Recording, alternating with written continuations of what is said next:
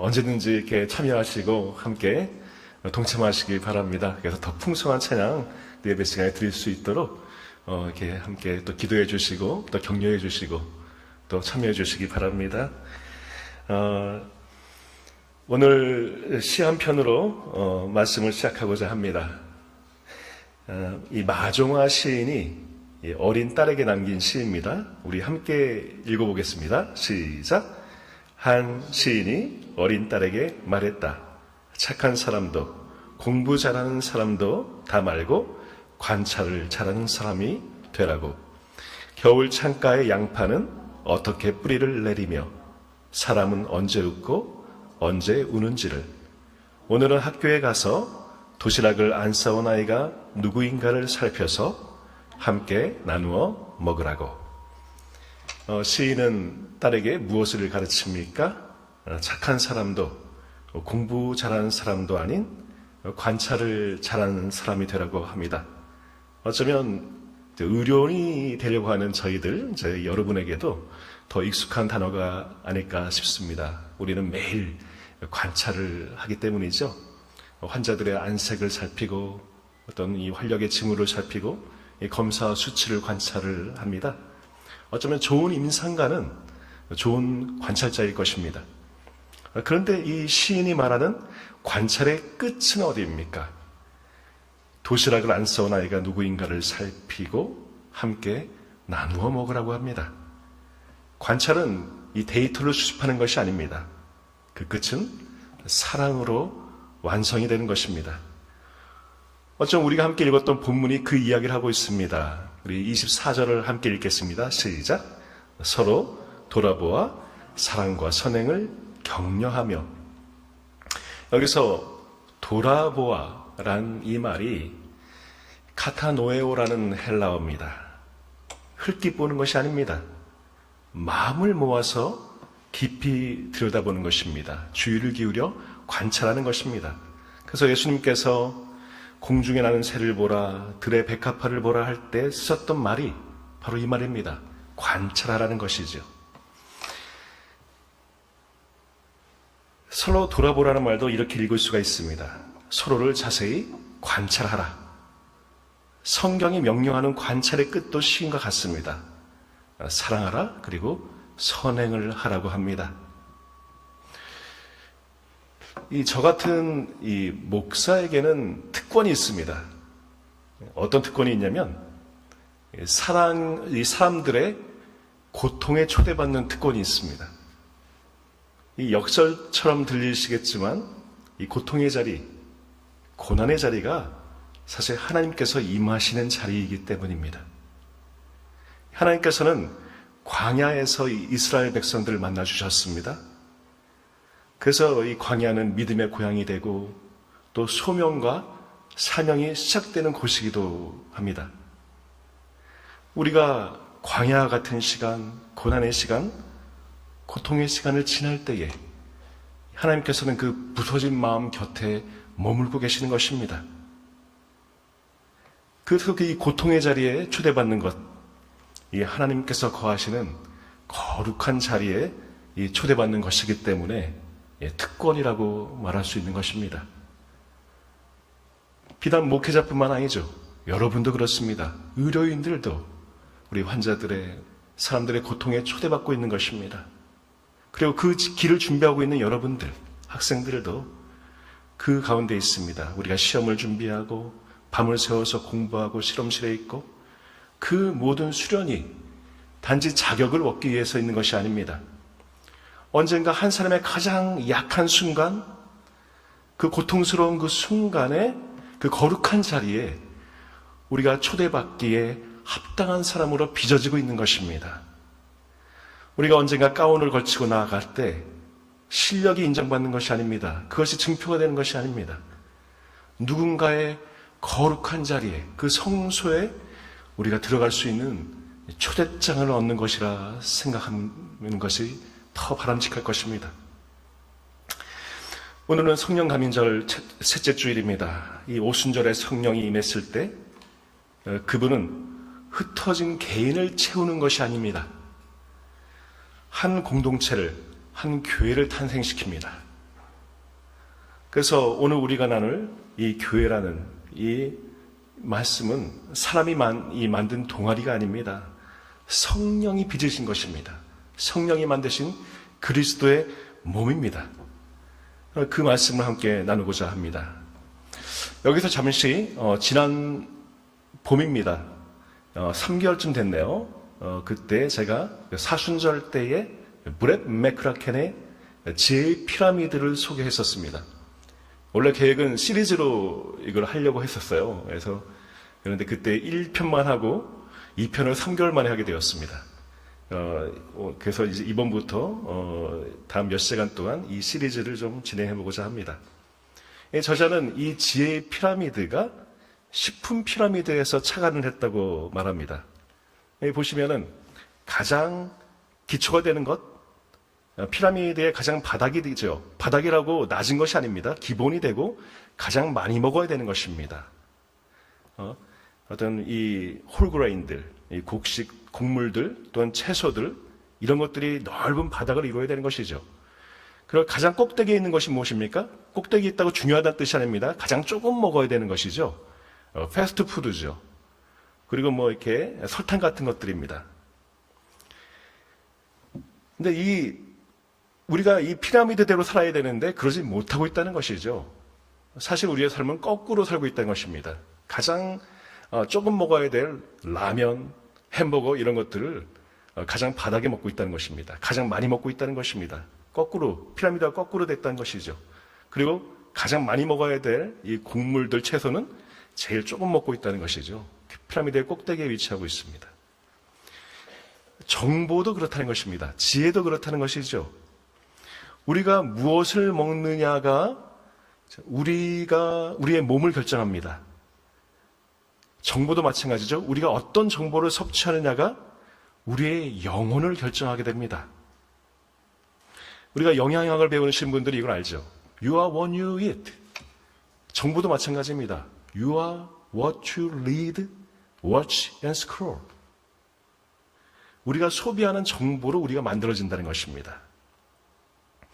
가장 그 견고한 기초가 되어야 될 그 자리에 검증되지 않은 알고리즘들, 소셜미디어가 가장 많은 우리의 정보를 차지하고 있습니다.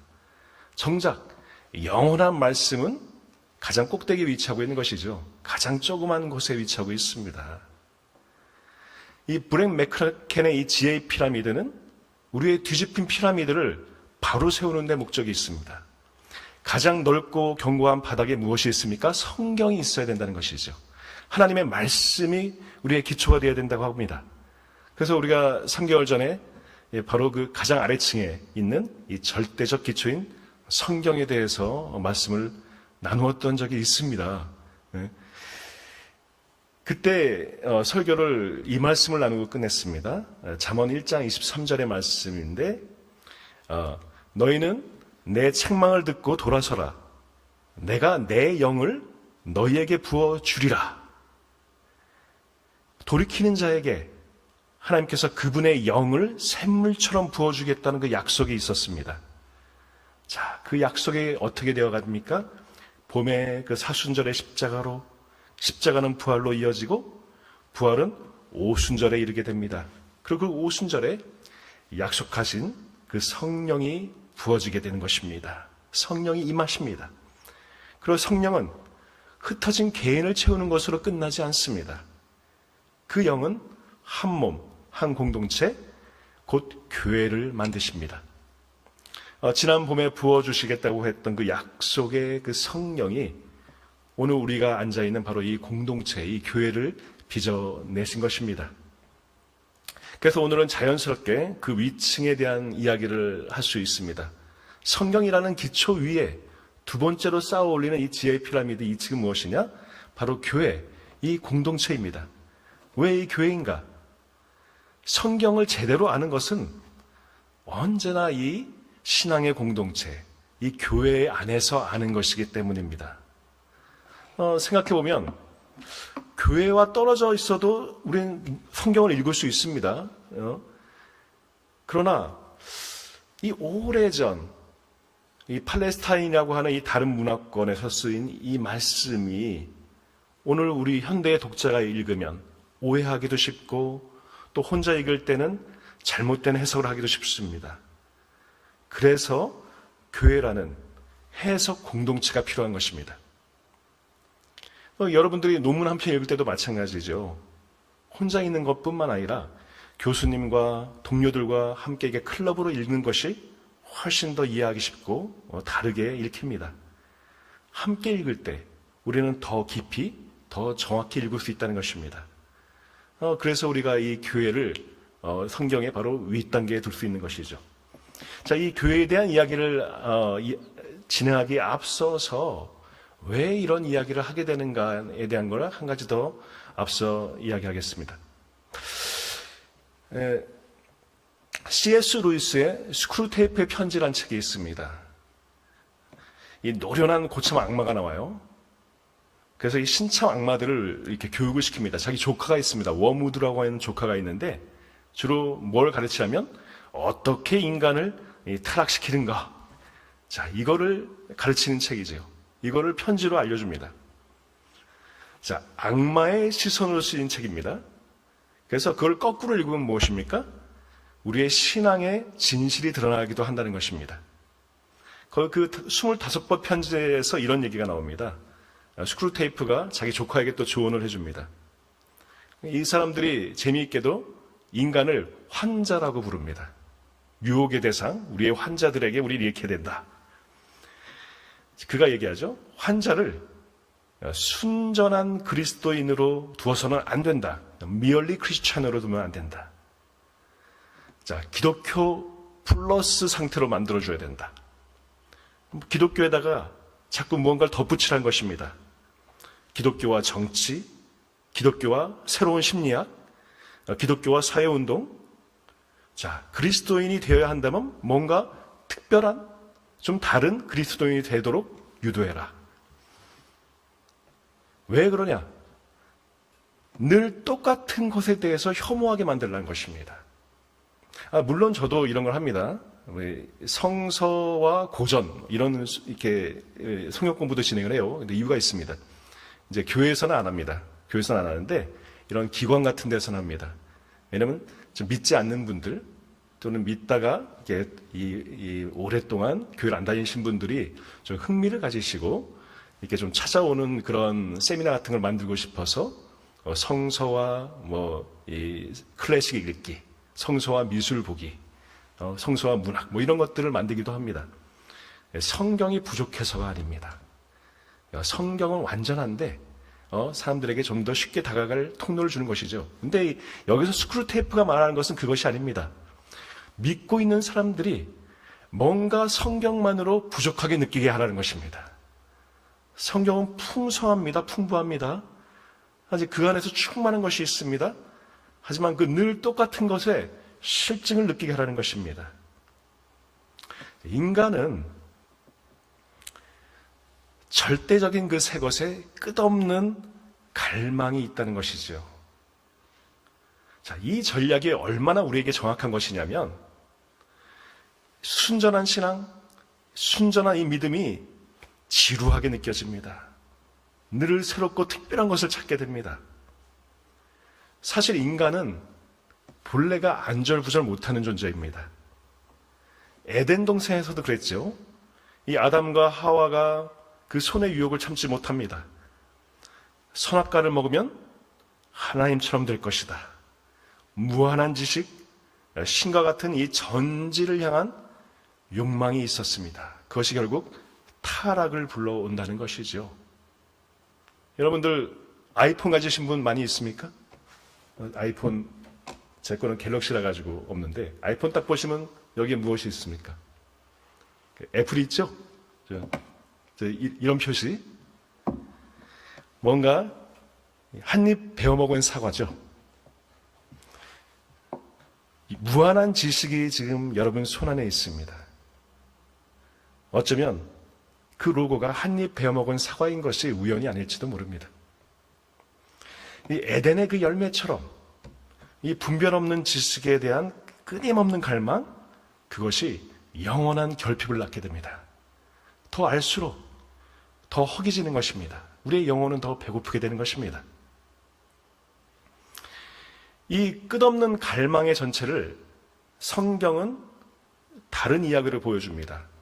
이 잠언에서는 이 지혜의 반대편에 서 있는 인물을 종종 음녀라고 의인화시키는데 히브리어로 이 자라라고 합니다. 이 자라의 본뜻은 원래 낯선 것, 아직 검증되지 않은 것입니다. 낯설고 새로운 것이 우리의 시선을 끈다는 것이죠. 잠언이 그리는 그 여인이 뭐로 나옵니까? 말을 흘리고 그리고 입술에서 꿀이 떨어집니다. 떠들썩하고 미련하여서 자기 집 문 앞에 지나가는 사람들을 부릅니다. 이 낯선 여인이 오늘날은 어디에 있습니까? 유튜브에 있고 넷플릭스에 있고 우리를 추천하는 그런 알고리즘 속에 있다는 것이지요. 다음 영상, 다음을 위한 추천, 끊임없이 보라 하면서 손짓하면서 우리를 산만함의 세계로 이끌고 있습니다. 어쩜 무한 스크롤, 이런 알림, 우연히 만들어지는 것이 아닙니다. 가장 이 끊기 어려운 행동을 만들어내는 것이 이미 체계화되었다는 것이죠. 그것을 이 전문용어로 이 변동 비율 강화 계획이라고 합니다. 체계화가 되었다는 것이죠. 이 슬롯 모션을 해보신 적 없겠죠? 슬롯 모션 하는 이것과 비슷한 것이 있습니다. 여러분들이 이 아이템 박스를 여는 경우는 많을 것입니다. 랜덤 박스라고 하죠. 거기서 새로운 아이템들이 나오잖아요. 게임을 할 때. 언제 모를지, 언제 나올 것이 정해지지 않습니다. 10번 하면 한 번은 나와야 되는데 10번에도 안 나옵니다. 20번을 열어도 안 나옵니다. 보상이 언제인지 모를 때에 우리는 가장 강박적으로 이 레버를 당기게 되어 있습니다. 자, 이것이 똑같이 이런 피드 안에서, 이런 세로 고침 안에서 그렇게 설계되었다는 것입니다. 우리가 흔히 이 도파민을 쾌락 물질이라고 부르지만 신경과학에서는 사실 쾌락보다는 갈망과 추구의 신호에 가깝다고 이야기합니다. 만족이 안 된다는 것입니다. 그 다음을 추구하게 됩니다. 스크롤을 내릴수록 즐거워지지 않습니다. 만족하지 않습니다. 더 목마르게 되어 있다는 것입니다. 잠언의 이 음녀가 약속하는 것과 정확히 똑같습니다. 끝없이 우리를 유혹하지만, 끝없이 우리를 당기지만 결코 만족함은 없습니다. 채워짐은 없는 것입니다. 그러니까 요한 할이라는 사람은 이것을 가리켜서 우리의 집중력이 도둑 맞았다고 이야기합니다. 우리가 목적 없이 휴대폰을 딱 집어드는 순간 우리는 생각 없이 피드를 무한히 흘려보냅니다. 디지털 유랑자가 되는 것이죠. 결국 이 음료를 따라가게 되는 것입니다. 그 결말을 이 잠언 5장 6절에서는 이렇게 얘기합니다. 그는 생명의 평탄한 길을 찾지 못하며 자기 길이 든든하지 못하여도 그것을 깨닫지 못하느니라. 길이 평탄하지 못하고 사방으로 흔들려도 정작 자신이 어디로 가는지를 알 수 없습니다. 자, 그렇다면은 이러한 산만함, 이러한 도둑맞은 집중력에서 헤어나오는 방법, 우리 삶의 해독제는 무엇이 되겠습니까? 방향이 필요합니다. 목적이 필요합니다. 나를 지으신 분이 내 안에 두신 사명과 비전을 찾는 것입니다.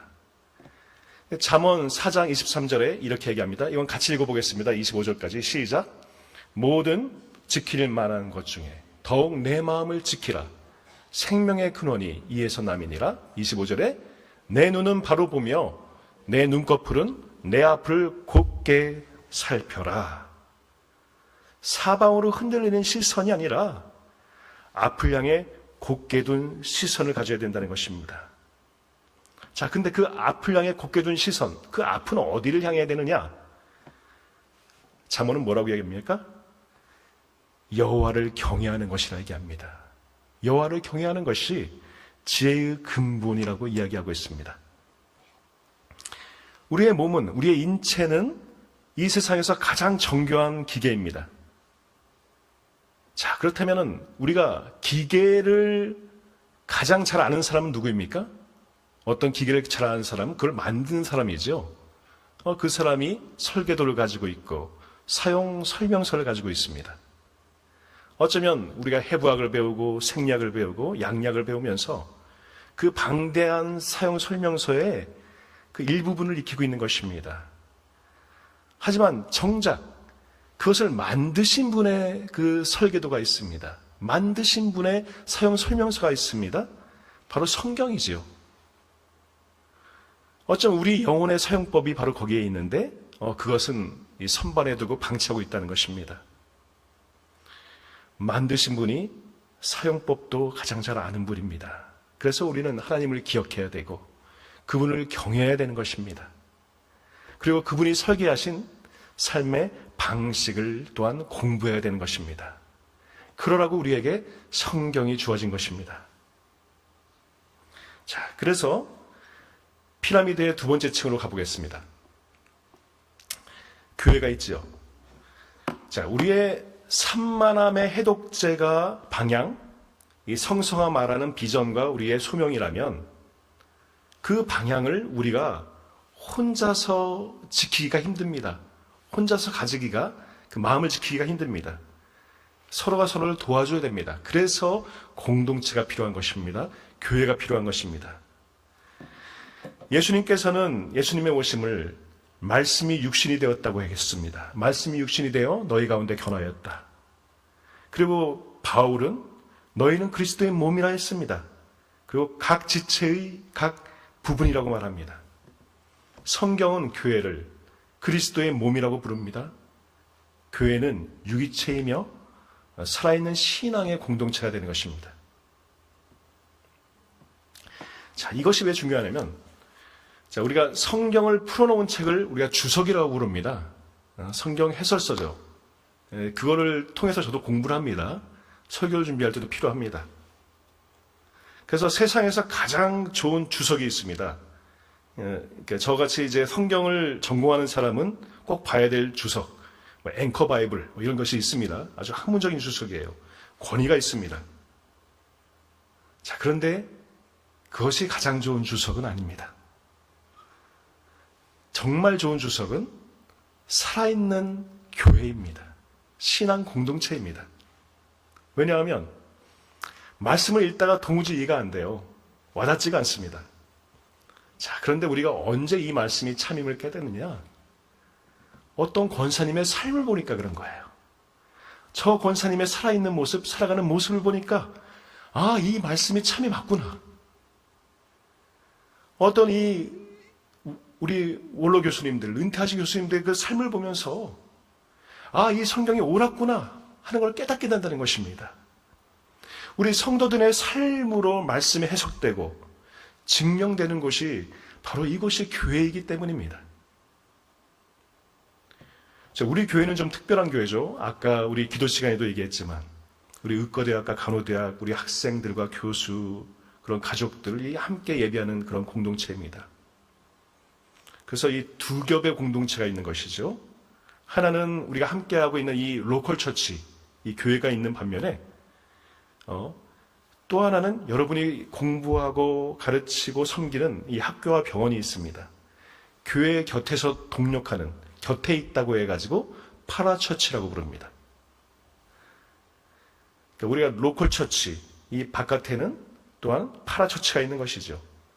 이 두 개의 공동체가 우리 안에 함께 있는데 이 공동체 속에서 여러분을 만들고 있는 것이 무엇입니까? 자, 교회의 새신자를 변화시키는 것은 성경 공부나 프로그램이 아닙니다. 교회의 청년들을 세우는 것은 멋진 행사가 아닙니다. 교회의 얼굴이 되는 건 이 교회 어른들의 삶입니다. 그들의 신앙이 가장 좋은 교재가 됩니다. 학교도 마찬가지입니다. 이 젊은 그리스도 의료인들을 세우는 것이 어떤 커리큘럼이나 매뉴얼들이 아닙니다. 앞서간 우리 선배, 우리 스승의 삶이 그들을 만들어줍니다.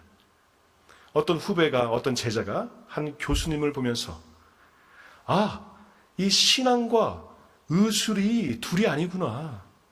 그렇게 깨닫는 순간 그 교수님의 그 삶이 그들에겐 살아있는 주석이 되는 것입니다. 그리고 머지않아서 우리 여러분들의 삶도 누군가에겐 그러한 삶의 이 신앙의 주석이 될 수 있다는 것입니다. 그래서 오늘의 이 본문에서는 우리에게 세 가지를 명령하고 있습니다. 자, 24절과 25절을 함께 읽어보겠습니다. 시작. 서로 돌아보아 사랑과 선행을 격려하며 모이기를 패하는 어떤 사람들의 습관과 같이 하지 말고 오직 권하여 그날이 가까움을 볼수록 더욱 그러하자. 서로 돌아보라고 말합니다. 앞에서 말했던 바로 그 관찰입니다. 우리가 솔직히 사실 말할 수 있으면 이렇죠. 이 경쟁이 치열한 우리가 학업의 자리에서 서로 관찰하는 방식은 사실은 무엇입니까? 비교하는 것이죠. 누가 더 높은 점수를 받았는가? 누가 앞서가는가? 근데 이 말씀은 뭐라고 합니까? 그러한 우리의 사고방식을 뒤집습니다. 비교하려고 보지 말고 사랑하려고 보라는 것이죠. 누가 지쳐가고 있는지, 누가 혼자 무너져가고 있는지, 누가 도시락을 싸오지 못했는지를 보라고 하고 있습니다. 어쩌면 우리가 이 의학과 이 간호교육의 현장에서 소진되고 고립되는 것이 결코 드물지 않다는 걸 우리가 늘 보고 있습니다. 바로 그 자리에 서로를 사랑하는 관찰의 눈이 필요하다는 것입니다. 자, 그리고 두 번째로 사랑하고 선행을 격려하라고 합니다. 자, 여기서 격려하라고 하는 단어가 파록시스모스입니다. 페럭시즈멀 하는 그런 단어가 많이 나오는 단어인데 이 발작성이라는 단어입니다. 우리가 의학에서 많이 나오는 단어죠. 이 발작성 빈맥, 이 발작성 야간 호흡곤란, 그럴 때마다 나오는 것이 이 파락시스멀이죠. 이 파락시즘이 원래는 이 발작이란 말입니다. 원래 부정적인 단어다 보니까 언제 쓰였냐면 이 단어가 사도행전에서 이 바울과 바나바가 크게 다툰 적이 있습니다. 그리고 헤어집니다. 심히 다투어 갈라질 때 그때 썼던 단어가 바로 이겁니다. 격렬하게 충돌했다. 이 발작했다는 것이죠. 그런데 이 본문에서는 이 격렬하고 이 병적인 단어를 거룩하게 뒤집습니다. 서로에게 일으키라고 하고 있습니다. 무엇을? 사랑과 선행의 격동을 일으키는 것입니다. 걷잡을 수 없이 터져나오는 그런 사랑의 돌발 사건을 서로 안에 일으키라고 하고 있습니다. 미지근하게 식어가는 신앙을 향해서 거룩한 충격을 주라는 것입니다. 이러한 사랑의 격동을 이 그림처럼 보여주는 영화가 하나 있습니다. 혹시 보신 분들이 있을까 모르겠는데 이 1987년에 나왔습니다. 좀 오래됐죠. 이 덴마크 영화입니다. 이 바베트의 만찬이라는 영화가 있습니다. 책도 있습니다. 책이 얇아요. 이렇게 글이 많지는 않습니다. 이 무대가 덴마크의 이 작은 해안 마을입니다. 거기에 한 신앙 공동체가 있습니다. 온 마을이 다 교회 사람들이에요. 그래 금욕적이고 엄격한 이 규율 속에서 살아가는데 이 겉으로 보기에는 경건합니다. 근데 속을 들여다보면 서로 오래된 앙금들이 쌓여 있고 미움들이 있고 이 서로들을 향한 마음이 차갑게 식어 있었습니다. 근데 그 마을에서 이 프랑스에서 도망쳐 나온 한 바베트라는 하녀가 오게 됩니다. 거기서 10수년을 이 하녀로서 일을 하다가 어느 날 그녀가 이 복권으로 큰 돈을 얻게 됩니다. 근데 이 바베트가, 이 하녀가 그 당첨된 돈을 자기를 위해서 쓰지 않습니다. 대신 마을 사람들을 위해서 한 끼의 최고급 프랑스 만찬을 차려줍니다. 알고 보니까 이 여인이 프랑스 파리의 최고급 카페 앙글레라고 하는 그 레스토랑, 오늘날로 따지면 미슐랭 3스타에 해당되는 그 카페 앙글레의 수석 셰프였었습니다. 그 최고의 재료를 사다가 이 사람들을 대접했던 것이죠. 그 압도적인 그 호의 앞에서 또 이 혀끝을 두드리는 그 미각의 충격, 그 앞에서 놀라운 일이 벌어집니다. 이 서로를 노려보던 그 노인들의 시선이 바뀌게 됩니다. 그들의 굳었던 혀가 풀리게 됩니다. 식탁에서 손을 맞잡고 또 눈물을 흘리게 됩니다. 그리고 서로가 서로를 포옹해주고 안아주고 화해를 하게 됩니다. 이 바베트가 일으켰던 이 사랑의 돌발 사건, 이 한 번의 격동이 미지근하게 썩어가던 이 공동체를 단숨에 생명으로 일으켰던 것입니다. 이 발작이라고 하는 것은 우리의 몸을 무너뜨릴 수 있습니다. 하지만 이 사랑과 선행의 격동은 거꾸로 죽어가던 공동체를 살려내는 것입니다. 본문이 우리에게 명하는 것이 바로 그것입니다. 서로를 향해서 사랑과 선행의 격동을 일으키라. 차갑게 식은 공동체를 거룩하게 자극하여라. 그것이 이 파락시스모스, 격려하라의 참 뜻인 것입니다. 그리고 세 번째로, 모이기를 피하지 말라고 합니다. 여기서 모이기를에 쓰인 단어가 에피시나고게라는 단어입니다. 이게 잘 쓰이지 않는 말입니다. 딱 한 번 다른 곳에서 쓰인 것이 데살로니가 후서 2장입니다. 언제였냐면 마지막 날에 그리스도께 함께 모일 때, 그 모임을 가리킬 때 바로 이 말을 씁니다. 우리가 주일 예배에 모이는 것은 마지막 날의 모임을 연습하는 것입니다. 매주 흩어졌다가 다시 모이는 이 작은 모임이 마지막 날 영원한 모임의 예행 연습이 되는 것입니다. 독일의 신학자 디트리 보네포가 있습니다. 그가 나치의 핍박 속에서 이 말씀을 깨닫습니다. 세상 곳곳에 흩어졌던 성도들이 다시 모이는 일, 바로 그 모임 속에서 마지막 날의 그 완전한 모임을 볼 수 있다고 말합니다. 그가 이렇게 비유합니다. 이 어두운 숲속을 걷는 순례자들이 밤이 깊어질수록 모닥불 곁으로 더욱 바싹 모여 앉아 있습니다. 이 혼자 떨어져 나온 이 장작은 이내 식어버립니다.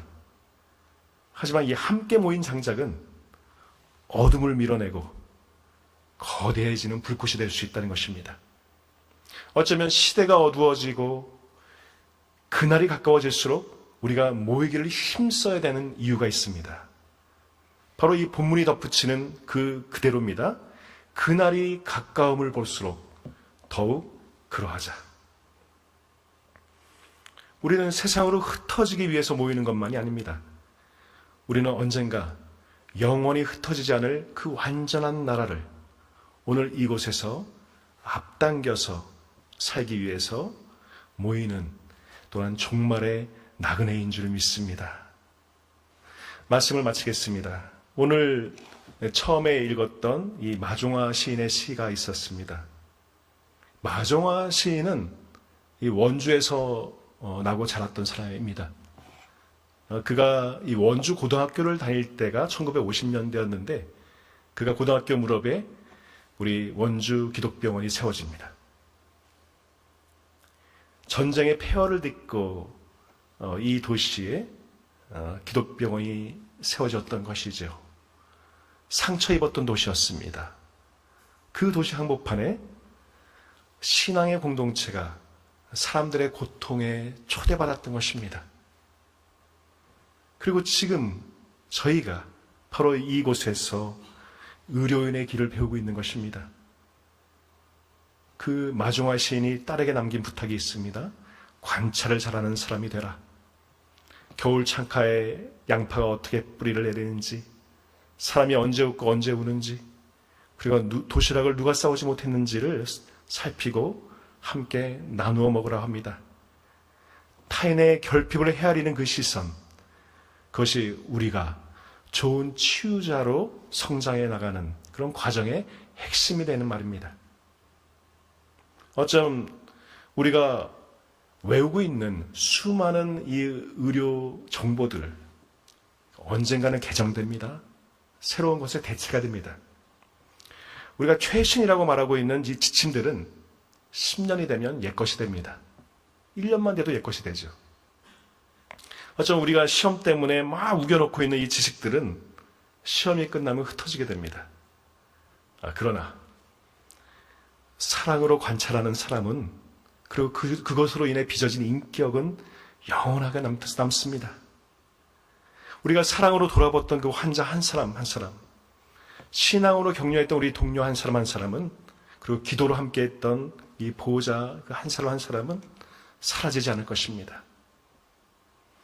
우리가 지혜의 피라미드를 바르게 세울 때 우리가 성경을 기초로, 그리고 우리가 이 교회 안에서 서로를 사랑하러 관찰하면서 우리가 순전한 신앙으로 살아가게 되면 우리는 비로소 참된 의료인으로, 그리고 참된 그리스도인으로 자라가게 될 것입니다. 어쩌면 우리가 이 도서관에서 늦은 밤에도, 또 우리 진료실에서 다가오는 그 시험의 무게 아래서도, 어떤 이 회진하는 가운데서도 성령님께서 여러분들을 사랑으로 관찰하는 사람으로 빚어 가시기를 소망합니다. 우리가 흩어졌다가도 이 예배 자리에 다시 모여서 서로를 사랑으로 거룩하게 격동하기를 또한 소망합니다. 그날이 가까울수록 더욱 사랑과 선행으로 나아가는 지혜의 신앙 공동체가 되시기를 우리 주 예수 그리스도의 이름으로 축원합니다. 함께 기도하겠습니다.